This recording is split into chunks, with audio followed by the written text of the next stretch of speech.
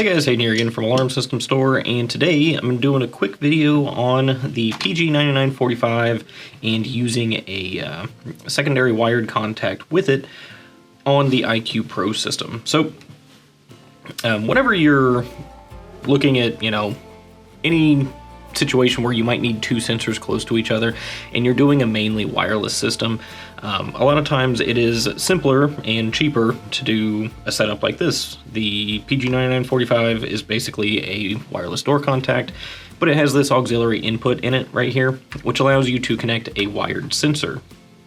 And a lot of you might know that. However, when you go to hook it up, it's not immediately clear in the IQ Pro or Qualys systems in general how to set up both, the reed switch for the wireless sensor itself and the actual wired contact. Doing one or the other isn't too bad. However, it doesn't really tell you what you're supposed to do to add the other one. And basically what you have to do is you have to add the sensor twice. So today I thought I'd just kind of do an overview of that. I have it already open. I have the sensor connected. So I'm going to make this as quick as I can, but essentially just to cover this real quick, like I said, inside the 9945, you'll find this terminal set right here. It's just two terminals, and you just take a wire, or two wires, I guess, connect it up there, and then run those over to your wired contact like this. This is particularly handy for double hung windows or, two doors that are right next to each other, multiple situations where you could utilize this setup. However, whenever it comes to like mounting and things like that, you guys just kind of have to, figure out the best position for it. While you have the sensor open, you can see where the reed switch is inside here. So this little glass tube right here is your reed switch. So when the magnet gets close to that glass tube, that's when it actually triggers the sensor like that. So anytime you are, setting this up, mounting it, whatever, just try and remember that wherever you place this sensor, the magnet has to go essentially as close to that reed switch as possible. And then from there, you can just run the wire as needed to the other location. And these wired contacts are even simpler. It's just a rectangle you put next to the other rectangle. One thing to remember, there are plenty of difficult windows and situations where it's going to be hard to mount these. You can use spacers and things like that, to like either prop one or the other up, whatever the case might be. Just get the magnets as close to the reed switch as you can and you'll be good to go. Once you have it installed though, that's when you'll want to enroll it. I guess you could do it before, but either way it doesn't matter a whole lot. And with the IQ Pro, we're going to go into the app, which I already have pulled up here, as you'll see. And basically, we just need to enroll the wireless contact. So we're going to put the panel in auto learn mode. And once it gets started, it'll have that circle there. And you'll hold the enrollment button on the 9945 until it turns yellow, or the LED flashes yellow, and then it'll pop up. Once you select to add, you'll basically go through and just set it up as a normal sensor.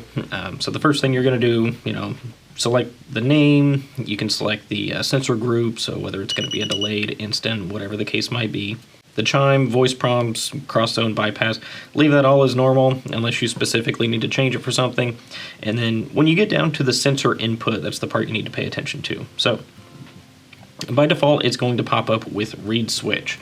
So reed switch is indicating the reed switch that is inside the contact itself, the 9945. So basically this enrollment, or this sensor, is going to be the reed switch input for this device. So we're going to leave that as is because we do want to basically use, both this reed switch and that contact. So set this one up as needed. I'm not going to do anything on it, but set it up as needed, leave that as reed switch, and then click save. So once you're done, just click cancel auto learn, make sure it shows configured, back out, check and make sure that that shows up. And then moving on to the wired portion of the contact, you're basically just going to add another sensor, and you're going to do this one manually this time. So you're going to enter the manual ID for this sensor. Where is the sticker on this one? Here it is. So 101 5829.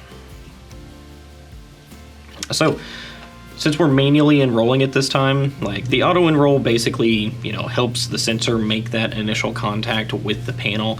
When we go to manually enroll, it's already talking to the sensor, so we're basically just setting this up as a second sensor. So you type in whatever you need. I'm just going to select backdoor to make it simple, quick. So once you have a name, you'll select the sensor group just like you did with the original sensor. You can have these different groups if you want to. You can have one delayed and one instant. I'm just going to leave it as entry exit just like we did before. Except for down here, I'm going to, instead of have the read switch under the sensor input, I'm going to select normally closed. So these three options right here are basically options that pertain to the auxiliary contact. So normally closed is what you would normally select for a door contact. When the door is closed, the magnet is close to the read switch, so it is closed.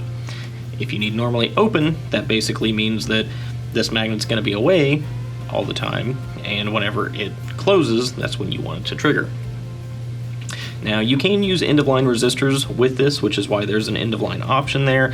It would just be a 5.6K resistor, just like you would use for the rest of the panel. But once you've selected the sensor input for the wired contact, you'll just click save, and basically it just pops up as a second contact here.